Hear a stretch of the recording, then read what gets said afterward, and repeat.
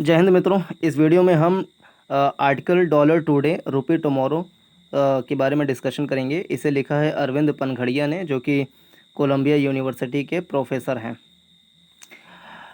इसमें पहले ही टाइटल में बताया गया है कि इंडिया का जो वर्ल्ड सर्विस ट्रेड है वो 4% से कम है, मर्केंटाइज ट्रेड 2.5% से कम है और फाइनेंशियल ट्रांजैक्शन बहुत ही कम है।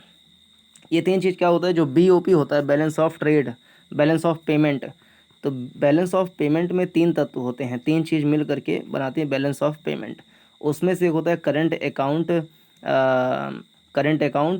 एक होता है कैपिटल अकाउंट और एक होता है ऑफिशियल रिजर्व। तो करंट अकाउंट और कैपिटल अकाउंट। करंट अकाउंट दो प्रकार के होते हैं, विजिबल अकाउंट और इनविजिबल अकाउंट। विजिबल अकाउंट को ट्रेड अकाउंट भी कहा जाता है। तो वही इसमें कह रहा है कि ट्रेड जो है 2.5%, मतलब मर्केंटाइज ट्रेड जो है वो 2.5% है। और मर्केंटाइज ट्रेड में या विजिबल अकाउंट में या ट्रेड अकाउंट में खाली इंपोर्ट एक्सपोर्ट का गणना किया जाता है, गुड्स का। और इनविजिबल अकाउंट में दो प्रकार के होते हैं, एक होता है यूनिलैटरल ट्रांसफर्स, जिसमें कोई व्यक्ति विशेष प्राइवेट रेमिटांस भेजता है या ग्रांट्स प्राप्त करते हैं, और एक होता है सर्विस ट्रेड। तो सर्विस ट्रेड करंट अकाउंट के इनविजिबल का ही पार्ट है। करंट अकाउंट में इनविजिबल अकाउंट में सर्विस ट्रेड आता है। तो भारत का जो सर्विस ट्रेड है वो भी विश्व के 4% से कम है। और सर्विस ट्रेड के अंतर्गत 5 चीज़ें आती हैं: travel, transport, insurance, investment income, miscellaneous. Miscellaneous में सॉफ्टवेयर और नॉन सॉफ्टवेयर आते हैं। और नॉन सॉफ्टवेयर में 3 चीज़ें होती हैं: business services, financial services, communication services. और फिर लास्ट में लिखा हुआ है कि फाइनेंशियल ट्रांजैक्शन जो है वो भारत में कम है। तो जो फाइनेंशियल ट्रांजैक्शंस होते हैं, तो कैपिटल अकाउंट जो होता है, करंट अकाउंट में विजिबल इनविजिबल हो गया, विजिबल में गुड्स का जो व्यापार होता है, ट्रेड अकाउंट जिसको कहा जाता है, वो 2.5% है। फिर इनविजिबल अकाउंट में यूनिलैटरल ट्रांसफर्स, जिसमें प्राइवेट रेमिटांस और ग्रांट्स आते हैं, वो तो है ही। उसमें रेमिटांस में भारत जो है विश्व का सबसे बड़ा देश है। और सर्विस ट्रेड लेकिन भारत का कम है, जिसमें travel, transport, insurance, investment, software, non software चीज़ें आती हैं। सर्विस ट्रेड वो 4% से भी कम है। तो ये हो गया करेंट अकाउंट। अब कैपिटल अकाउंट में आते हैं देयताएं और जो संपत्ति है, परिसंपत्ति और देयताओं का स्थानांतरण या हस्तांतरण, transactions of assets and liabilities.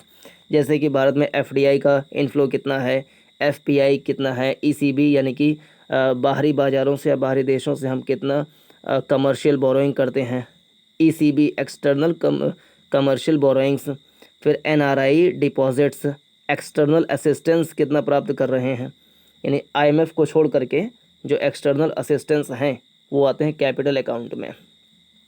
तो कैपिटल अकाउंट जो है फाइनेंशियल ट्रांजैक्शंस के रूप में वो बहुत कम है भारत का। तो ये हो गया बैलेंस ऑफ पेमेंट के 3 घटक और उसमें भारत की क्या स्थिति है। अब इसमें एक शब्द है भुगतान संतुलन खाता, यानी कि balance of payment account, balance of payment account BOP। तो भुगतान संतुलन खाता क्या होता है? किसी देश के, जैसे कि भारत मान लें, तो किसी देश के शेष दुनिया रेस्ट ऑफ द वर्ल्ड के साथ किए जाने वाले आर्थिक लेन देन या मौद्रिक लेन देन, मॉनेटरी एक्सचेंज के वार्षिक वित्तीय विवरण को BOP अकाउंट कहते हैं। तो किसी देश का शेष विश्व के साथ में आर्थिक लेन देन या मौद्रिक लेन देन के वार्षिक वित्तीय विवरण को BOP अकाउंट कहते हैं। और BOP अकाउंट तैयार किया जाता है डॉलर में, और इसे RBI तैयार करती हैं। तो दो तथ्य कि बैलेंस ऑफ पेमेंट अकाउंट तैयार होता है डॉलर में और इसे RBI तैयार करती है। बैलेंस ऑफ पेमेंट में चूँकि जो आर्थिक लेन देन होता है या मौद्रिक लेन देन होता है, तो उसमें या तो लेन होगा या तो देन होगा। तो इसके हिसाब से दो प्रकार की प्रविष्टियाँ, सूचियाँ, एंट्रीज बनाई जाती हैं।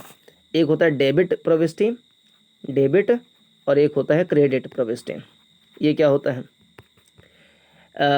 यदि किसी लेन देन के कारण संबंधित राष्ट्र को शेष दुनिया को भुगतान करना पड़े तो उसे कहते हैं debit.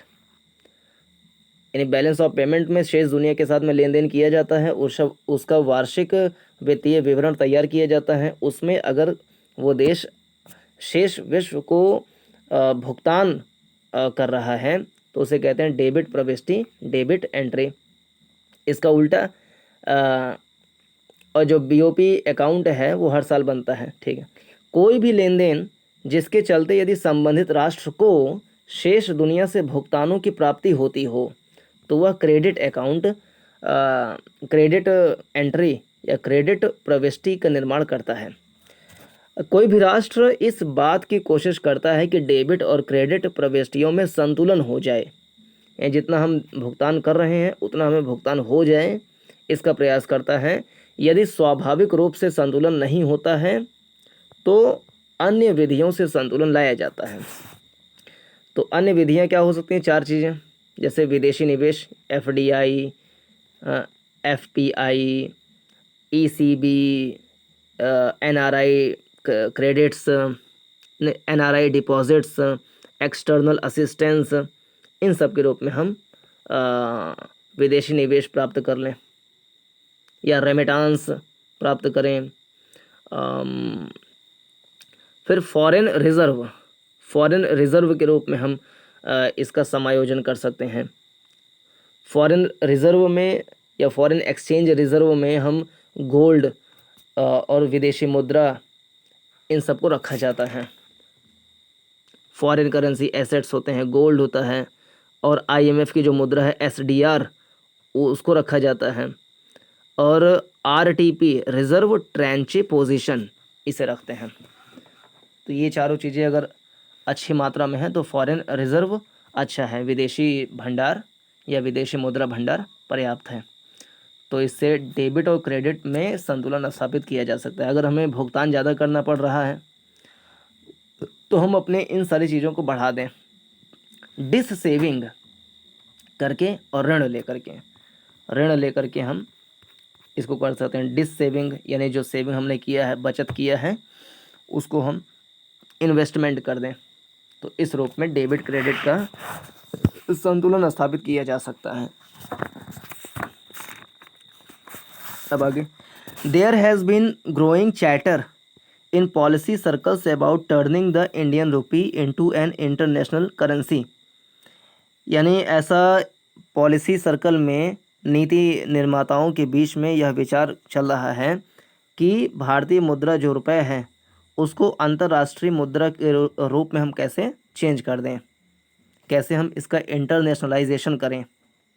What does the internationalisation of A currency mean? यानी किसी भी मुद्रा का अंतर्राष्ट्रीयकरण का अर्थ क्या होता है।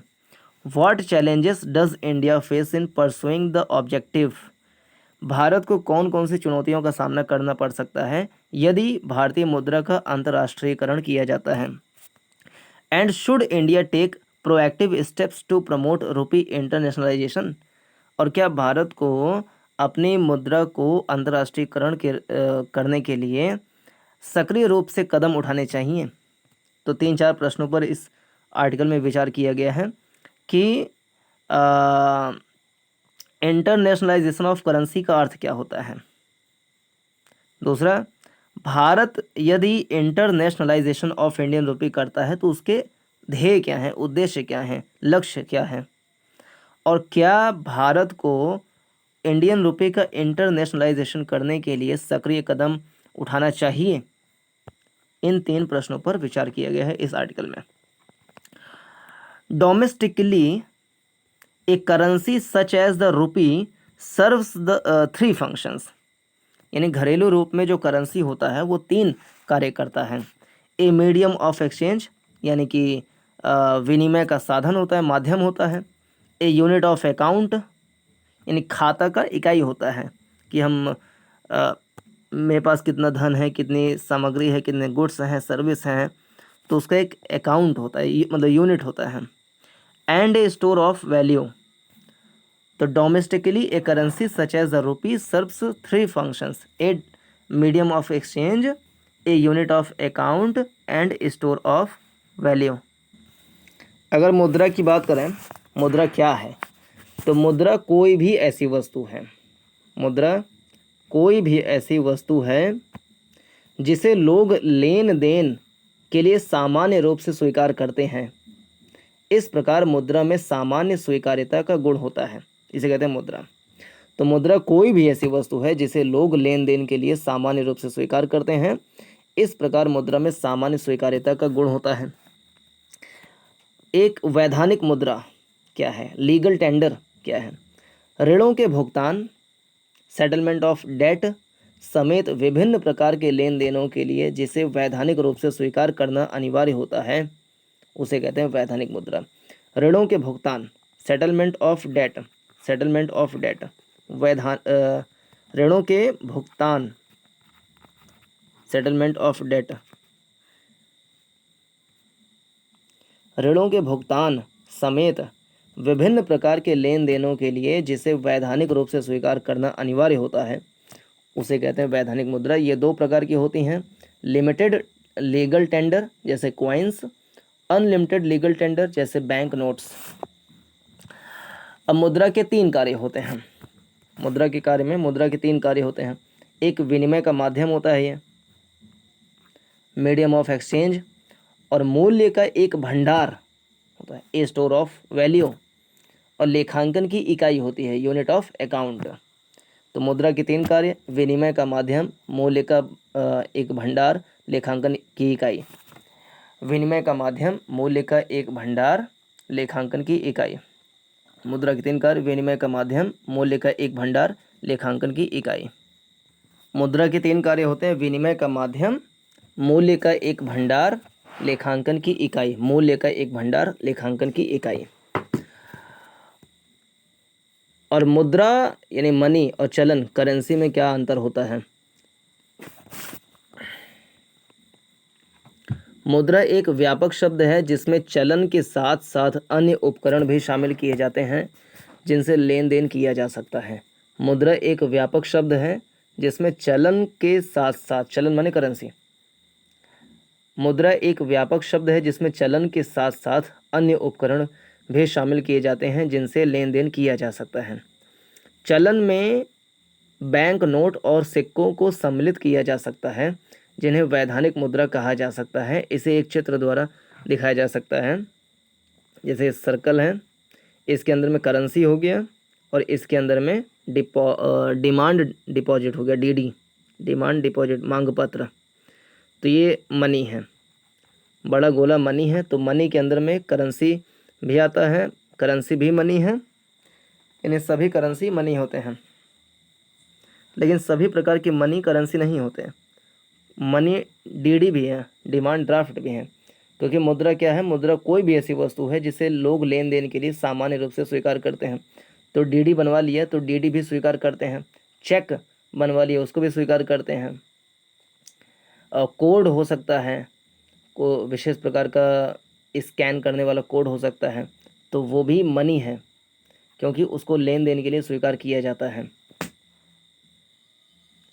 लेकिन करेंसी होता है जिसको चलन कहते हैं, जैसे सिक्का और नोट। कम तरल से ज़्यादा तरल, सबसे कम तरल अगर हम देखें तो वो होता है करेंसी। करेंसी सबसे कम तरल होता है। उसके बाद demand deposit, saving deposit, time deposit. सबसे ज़्यादा तरल देखा जाए अगर तो करेंसी होता है। फिर डिमांड डिपॉजिट होता है, डीडी। फिर सेविंग डिपॉजिट, एसडी। फिर टाइम डिपॉजिट। तो currency, demand deposit, saving deposit, time deposit.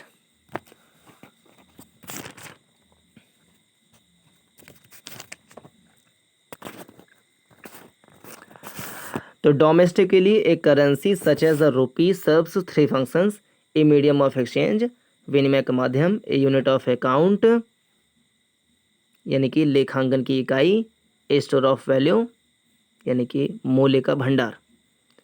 When the buyer and seller of a product who are both in India transact when the buyer and seller of a product who are both in India transact, the rupee serves as a medium of exchange। यानी जब क्रेता और विक्रेता दोनों भारतीय ही हैं तो यहाँ पर जो रुपी है वो मीडियम ऑफ एक्सचेंज का कार्य कर रहा है। Because the price of the product is denominated in the rupee, it also serves as a unit of account. चूँकि उस वस्तु का या उत्पाद का जो मूल्य है वो रुपए में आंका जा रहा है, इसलिए यह मूल्यांकन की या लेखांकन की एक इकाई के रूप में भी काम कर रहा है। And in so far as the seller may have no immediate use for the rupees but is willing to hold them till such need arises, the rupee also serves as a store of value. ऐसे हो सकता है कि जो seller है उसको immediately पैसे की आवश्यकता ना हो तो वो उस धन को इकट्ठा करके रख लेगा, बैंक में जमा कर लेगा। तो ये स्टोर ऑफ वैल्यू यानी कि मूल्य का भंडार के रूप में भी काम करता है। तो तीन चीज़ हो गया, एग्जांपल समझ गए कि एक है सेलर विक्रेता और एक है बायर यानी कि क्रेता। तो सेलर ने बायर को कुछ प्रोडक्ट अपने देश में ही, सेलर भारत का है बायर भारत का है, दोनों लेन देन कर लिए। तो यहाँ पर मुद्रा एक माध्यम के रूप में कार्य किया। चूँकि जो प्रोडक्ट बेचा उस प्रोडक्ट का मूल्यांकन रुपए के रूप में किया जा रहा है, इसलिए लेखांकन का मानक या लेखांकन के रूप में भी मुद्रा का यूज़ होता है। ए यूनिट ऑफ स्टोर, और तीसरा है ए यूनिट ऑफ स्टोर। हो सकता है कि सेलर को जो पैसे प्राप्त हुए हैं वो उनका यूज़ तुरंत ना करें, उसको बैंक में रख ले, तो उसे तो मुद्रा यहाँ पर ए यूनिट ऑफ स्टोर के रूप में भी काम किया, यानी कि मुद्रा का भंडार के रूप में काम किया।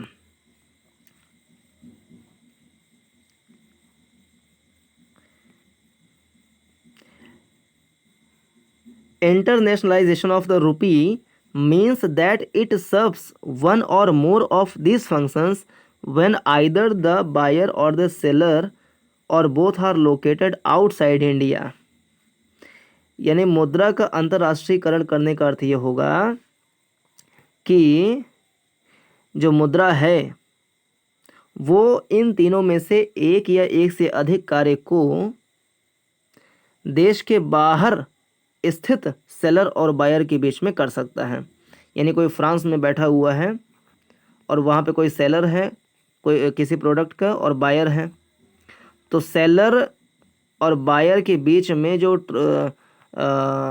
ट्रेड होगा या सेल परचेज का काम होगा तो उसमें money as a medium rupee use किया जा रहा है। तो ये भी इंटरनेशनलाइजेशन ऑफ रुपी हो गया। फ्रांस के अंदर में किसी भी वस्तु का मूल्यांकन या लेखांकन रुपए के रूप में हो रहा है तो मुद्रा का लेखांकन हो गया। और सेलर फ्रांस का ही कोई व्यापारी है या भारत का ही कोई व्यापारी है, उसने वहाँ के बैंक में धन को जमा कर दिया रुपए के रूप में ही, तो ये ए स्टोर ऑफ वैल्यू भी हो गया। तो इंटरनेशनलाइजेशन ऑफ रुपी का अर्थ होता है कि it serves one or more of this functions when either the buyer or the seller or both are located outside India. यानी या तो जो विक्रेता है वो भारत से बाहर हो या क्रेता, जैसे मान लो कि इंडिया ये है, इंडिया का सेलर है लेकिन बायर है फ्रांस का, इंडिया का सेलर है और बायर है फ्रांस का, और फ्रांस का नागरिक जो है वो भारत के प्रोडक्ट को लिया और भारत के व्यापारी को रुपए में ट्रांजैक्शन कर दिया। या फ्रांस का व्यापारी है, सेलर है फ्रांस का, उसने भारत को प्रोडक्ट दिया और भारत ने उसको रुपए के रूप में ट्रांजैक्शन कर दिया। तो सेलर चाहे इंडिया का हो या इंडिया से बाहर का हो, बायर चाहे इंडिया का हो या चाहे बाहर का हो, या सेलर बायर दोनों ही भारत के बाहर से हों, अगर वो रुपए को एक माध्यम के रूप में यूज़ कर रहा है तो इसे कहा जाएगा रुपए का अंतर्राष्ट्रीयकरण, internationalization of the rupee.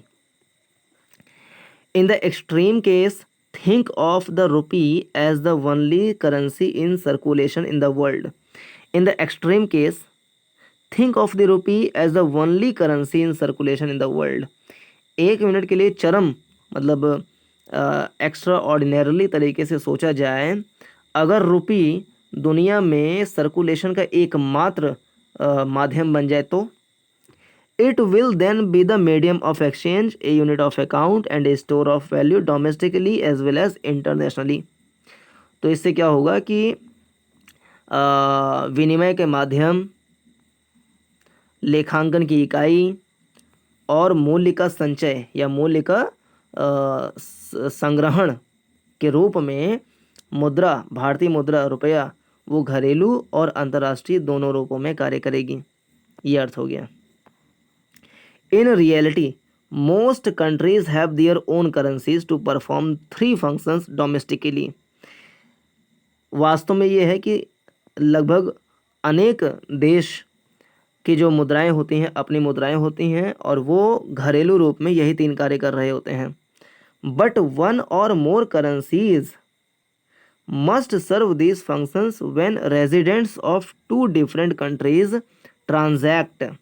But one or more currencies must serve these functions when residents of two different countries transact. लेकिन इसी विनिमय का माध्यम के रूप में यूज़ किया जा सकता है अगर ट्रांजैक्शन किन्हीं दो भिन्न भिन्न देशों के मध्य हो रहा हो। Currencies playing this role are international currencies, यानी अगर अंतर्राष्ट्रीय स्तर पर हम मुद्रा का यूज़ कर रहे हैं तो उसे कहते हैं इंटरनेशनल करेंसी, अंतर्राष्ट्रीय मुद्रा। जैसे भारत का यूएई के साथ में जो व्यापार हो रहा है उसमें ये समझौता हुआ है कि हम मुद्रा में मतलब रुपए में व्यापार करेंगे। तो एक देश का दूसरे देश में व्यापार में जो मुद्रा का माध्यम हुआ वो रुपए हो गया, तो इसे कहेंगे रुपए जो है अंतर्राष्ट्रीय मुद्रा हो गया। तो currencies playing this role are international currencies. Currently the United States dollar is by far the most dominant international currency. इस समय वर्तमान में संयुक्त राज्य अमेरिका का डॉलर वो विश्व में सबसे ज़्यादा डोमिनेंट करने वाला अंतर्राष्ट्रीय करेंसी है, सबसे ज़्यादा प्रभावी अंतर्राष्ट्रीय करेंसी है। The European euro, the British pound, the Japanese yen and few other currencies also serve one or more of the functions but to a much lesser extent. दुनिया में जो महत्वपूर्ण अंतर्राष्ट्रीय मुद्राएं हैं उसमें यूएसए का डॉलर है, फिर यूरोपियन यूनियन का यूरो है, ब्रिटिश का पाउंड है, जापानीज़ का येन है और हम कह लें चाइना का रेनमिनबी है। तो ये महत्वपूर्ण अंतर्राष्ट्रीय मुद्राएं दुनिया भर में हैं। For example, including Europe, more than 80% of the world's trade transactions between 1999 and 2019 were dominated in the dollar. Example के रूप में एक्सक्लूडिंग यूरोप को छोड़ करके 80% से ज़्यादा वैश्विक व्यापार में जो लेन देन हुआ है 1999 से 2019 के बीच में, यानी कि इन 20 सालों में, उसमें डॉलर का ही यूज़ हुआ है। तो यूरोप के व्यापार को छोड़ करके, क्योंकि यूरोप में जो कंट्री है करीब 40-50, उनका जो एक साझा मुद्रा है उसका नाम है यूरो, यूरोपियन यूरो। तो यूरो में कोई भी यूरोप का व्यक्ति या व्यापारी अगर व्यापार करेगा मिस्र के साथ में, सूडान के साथ में, इंडिया के साथ या अमेरिका के साथ, तो वो medium, currency as a medium या money as a medium use करेगा, एक्सचेंज के रूप में यूज़ करेगा, विनिमय के माध्यम के रूप में यूज़ करेगा यूरो को। तो यहाँ पे डॉलर का यूज़ नहीं हुआ। तो यूरो को छोड़ करके 80% वैश्विक व्यापार का जो ट्रांजैक्शन होता है इन 20 सालों में डॉलर में ही हुआ है। The currency served as a unit of account for these transactions and most likely also the medium of exchange. यानी इन 80% वैश्विक व्यापार में जो डॉलर है वो लेखांकन की इकाई के रूप में भी यूज़ हुआ है।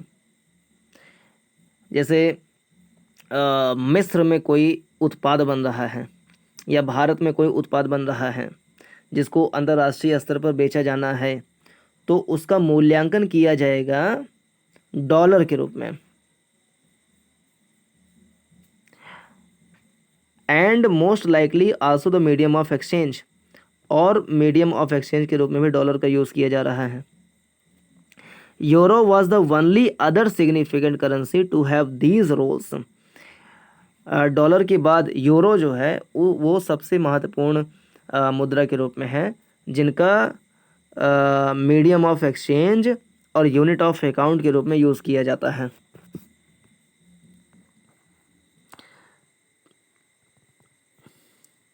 The dollar's dominance as the medium of exchange is also reflected in the 60% of international banking deposits and loans being denominated in it। यानी यूएसए का डॉलर का प्रभाव मीडियम ऑफ एक्सचेंज, विनिमय के माध्यम के रूप में दिखाता है कि 60% जो अंतर्राष्ट्रीय बैंकिंग डिपॉजिट हैं, अंतर्राष्ट्रीय बैंकिंग जमाएं हैं और जो लोन लिया जाता है उसमें डॉलर का यूज़ होता है। तो डॉलर का यूज़ 60% जो बैंक का डिपॉजिट होता है, अंतर्राष्ट्रीय बैंक डिपॉजिट जो किया जाता है वो डॉलर के रूप में किया जाता है, और जो लोन प्राप्त किया जाता है वो भी डॉलर के रूप में प्राप्त किया जाता है।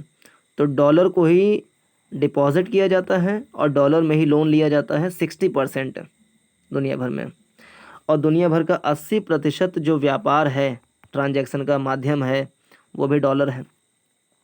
तो 80% वैश्विक व्यापार में मुद्रांतरण या मुद्रा के हस्तांतरण का माध्यम डॉलर है, और बैंक में डिपॉजिट करने और लोन लेने का दुनिया भर में 60% जो हिस्सेदारी है वो डॉलर का है।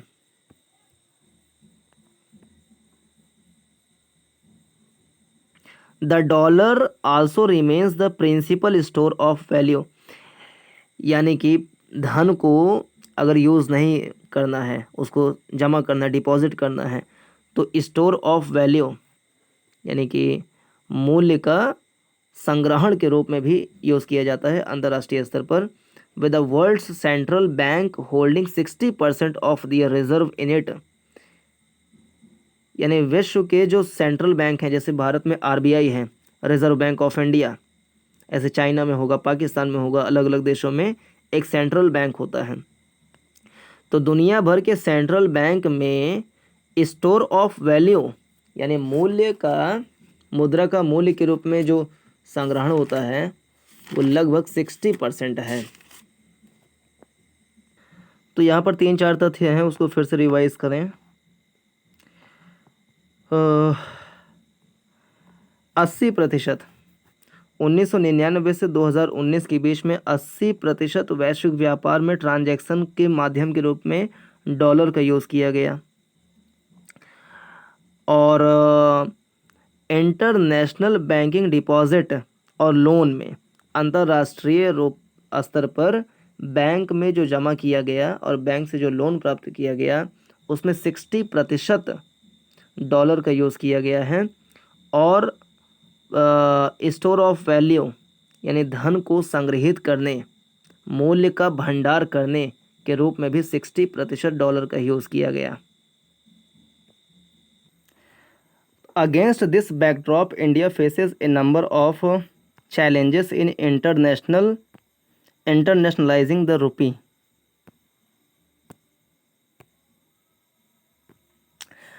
तो भारत के मुद्रा को, रुपए को अंतर्राष्ट्रीयकरण करने में कुछ चुनौतियां हैं, कुछ बाधाएं हैं।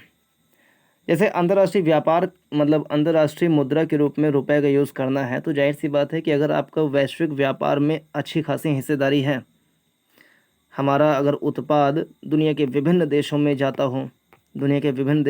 हो, और अच्छी मात्रा में जाता हो, तब तो हम उनसे रुपए में लेन देन कर सकते हैं। अब जैसे भारत का व्यापार अच्छी मात्रा में होता है यूएई के साथ, तो इंडिया जो है, भारत, वो यूएई के साथ में रुपए के रूप में व्यापार कर सकता है, क्योंकि अच्छा खासा व्यापार होता है इन दोनों के बीच में। एक बड़ा व्यापारिक साझेदार के रूप में यूएई है, यहाँ पे तो संभव है। लेकिन उसका पूरा अंतर्राष्ट्रीयकरण कर दें, वैश्वीकरण कर दें, उसमें समस्या है, क्योंकि भारत का जो वैश्विक व्यापार में हिस्सेदारी है वो 2% है।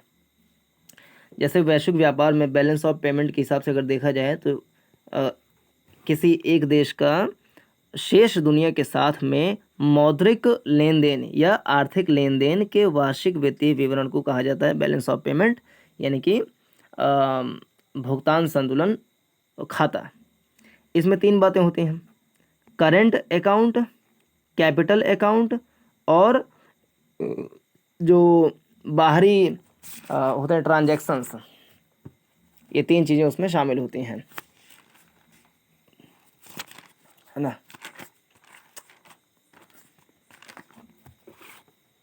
जिसको ऑफिशियल रिजर्व कहा जाता है, ऑफिशियल रिजर्व। ये 3 चीज़ें मिल करके बनाती हैं balance of payment. Current account में होता है करंट अकाउंट, चालू खाता भुगतान हम कह लें। इसमें 2 चीज़ें होती हैं, विजिबल यानी दृश्य और इनविजिबल अदृश्य। विजिबल में होते हैं जो दिख रहा है, जैसे गुड्स, तो विजिबल में खाली गुड्स आते हैं, और गुड्स के जो व्यापार होता है उसको कहते हैं ट्रेड अकाउंट कहा जाता है। इसको विजिबल अकाउंट कहते हैं, ट्रेड अकाउंट कहते हैं, जिसमें केवल गुड के आयात निर्यात का मूल्यांकन किया जाता है, का विवरण रखा जाता है। और इनविजिबल अदृश्य, जिसको देखा ना जा सके। तो इसमें 2 प्रकार की चीज़ें हैं। एक तो यूनिलैटरल ट्रांसफ़र आता है, जैसे कि पर्सनल रेमिटांस या प्राइवेट रेमिटांस हो गया, और ग्रांट्स हो गए। और दूसरे होते हैं सर्विस ट्रेड। भाई गुड्स एंड सर्विस होता है, तो गुड्स जो ट्रेड हो गया वो तो विजिबल अकाउंट में आ जाएगा या ट्रेड अकाउंट में आ जाएगा, लेकिन सर्विस ट्रेड जो है वो आएगा इनविजिबल में, सर्विस ट्रेड। और सर्विस ट्रेड में 5 चीज़ें पढ़े थे हम, ये पर्यटन, परिवहन, नहीं, travel, transport, insurance, investment income ना, यानी पर्यटन, परिवहन, बीमा और निवेश आय। और मिसलानियस में सॉफ्टवेयर, नॉन सॉफ्टवेयर गुड्स हो गए या सर्विसेज हो गई। नॉन सॉफ्टवेयर में आ जाएगा बिजनेस सर्विसेज, फाइनेंशियल सर्विसेज और कम्युनिकेशन सर्विसेज। तो इन सब में अगर देखा जाए जो गुड्स ट्रेड वो हमारा बहुत कम है। कितना है देखिए यहाँ पे, गुड्स ट्रेड बोलें या ट्रेड अकाउंट बोलें या हम मर्केंटाइज ट्रेड बोलें, वो हमारा कितना है, 4% से भी कम है। देखिए, first, its share in world trade is relatively small. It accounts for less than 2.5% of the world merchandise trade. यानी मर्केंटाइज ट्रेड, जिसको विजिबल ट्रेड कहते हैं, जिसमें गुड्स का खाली ट्रेड हम आकलित करते हैं, वो 4% से भी कम है। It accounts for less than 2.5% of the world, 2.5% से भी कम है। And less than 4% of the world service trade, और विश्व के सर्विस ट्रेड का 4% से भी कम है। तो मर्केंटाइज ट्रेड या ट्रेड अकाउंट में या गुड्स का जो ट्रेड होता है उसमें हमारा 2.5% से भी कम हिस्सेदारी है, और सर्विस ट्रेड में 4% से भी कम हिस्सेदारी है। Currently even these transactions are dominated and accomplished in the dollar or other international currencies. As such, any expectation of a significant shift in international trade transactions towards the rupee is unrealistic. और इस समय जो है वो dollar का domination और ज़्यादा बढ़ गया है। ऐसी स्थिति में भारत के रुपए का अंतर्राष्ट्रीयकरण करना वो अव्यवहारिक प्रतीत होता है। Second, this same argument applies with greater force to financial transactions. तो फाइनेंशियल ट्रांजैक्शंस जो होता है, जैसे कैपिटल अकाउंट में, फाइनेंशियल ट्रांजैक्शन में कैपिटल अकाउंट हो सकता है और ऑफिशियल रिजर्व हो सकते हैं। कैपिटल अकाउंट में एसेट और लाइबिलिटीज़ यानी परिसंपत्तियाँ होती हैं जो हमारा जिसमें हम इन्वेस्टमेंट करते हैं, जो परिसंपत्तियाँ पूंजी जो बनते हैं वो परिसंपत्तियाँ हैं। और लाइबिलिटीज़ मीन्स होता है देयताएँ, यानी अगर हम किसी से ऋण लिए हैं तो हमें हमारी देयता बनती है, उसको हम चुकता करें। लेकिन अगर हम किसी को ऋण देते हैं तो वो हमें जो देगा वो एसेट है। तो ऋण देना वो बन जाता है एसेट और ऋण लेना बन जाता है लाइबिलिटी। तो अगर भारत में एफडीआई आ रहा है खूब तो कैपिटल अकाउंट अच्छा होगा। एफपीआई आ रहा है, फॉरेन पोर्टफोलियो इन्वेस्टमेंट, तो हमारा कैपिटल अकाउंट दुरुस्त होगा। ईसीबी एक्सटर्नल कमर्शियल बोरोइंग्स अगर हो रहा है तो भी कैपिटल अकाउंट बढ़ेगा। एनआरआई डिपॉजिट्स, एक्सटर्नल असिस्टेंस मिल रहे हैं तो ये सब कैपिटल अकाउंट में आता है। लेकिन एक्सटर्नल असिस्टेंस में आईएमएफ को छोड़ करके फिर ऑफिशियल रिजर्व अगर हमारे अच्छे हैं, जैसे आईएमएफ से ट्रांजैक्शन जो एसडीआर के रूप में आता है वो है, गोल्ड है, आरटीपी है, रिजर्व ट्रेंच पोजीशन है, और फॉरेन करेंसी एसेट्स हैं, तो इससे हमारा ऑफिशियल रिजर्व भी मजबूत रहता है। तो भारत में फाइनेंशियल ट्रांजैक्शंस भी कम हैं। India share in these transactions in the world is smaller then in trade, यानी भारत का फाइनेंशियल ट्रांजैक्शन रुपए के रूप में उसके ट्रेड से भी कम है, यानी कि 2-2.5% से भी कम है। It's corporate bond market is in its infancy and public sector bank dominate the banking sector. Though India has been steadily liberalizing its international flows of financial capital, it remains some distance from embracing the full capital account convertibility of the rupee. Until then, while we will continue to have foreign investors invest in rupee denominated assets, a broader shift in financial transactions towards the rupee as a unit of account or medium of exchange is premature. Finally, to ensure the rupee does not exhibit undue instability in terms of other international currencies, the Reserve Bank of India currently holds foreign exchange reserve worth approximately 600 billion. Finally, to ensure the rupee does not exhibit undue instability in terms of other international currencies, the Reserve Bank of India currently holds foreign exchange reserves worth approximately 600 billion. कुल मिला के देखें, आप एक तथ्य मिला कि भारत का जो फॉरेन एक्सचेंज रिजर्व है वो 600 बिलियन डॉलर का है। By definition, these reserves are held in dollars or other international currencies. In part, they are meant to be lend confidence to India's trading partners in the long-term stability of the rupee. But they also allow RBI to intervene in the foreign exchange markets to smoothen the day-to-day fluctuations in the value of the rupee. While India itself thus holds reserves in the dollar and other international currencies, it is unlikely that other countries would choose to hold their own reserves in the rupee beyond small amounts.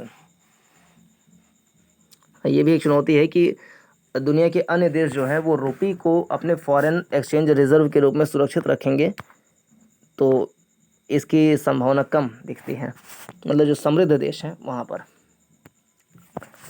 Eight present there are no major benefits to India from an active pursuit of rupee internationalisation.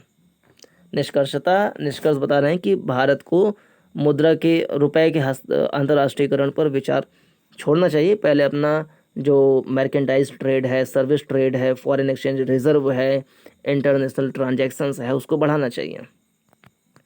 Unlike countries such as Russia, we face no risk of losing either access to our reserves held in international currencies or the ability to make and receive payment in the dollar or other currencies for the smooth conduct of our international trade and investment.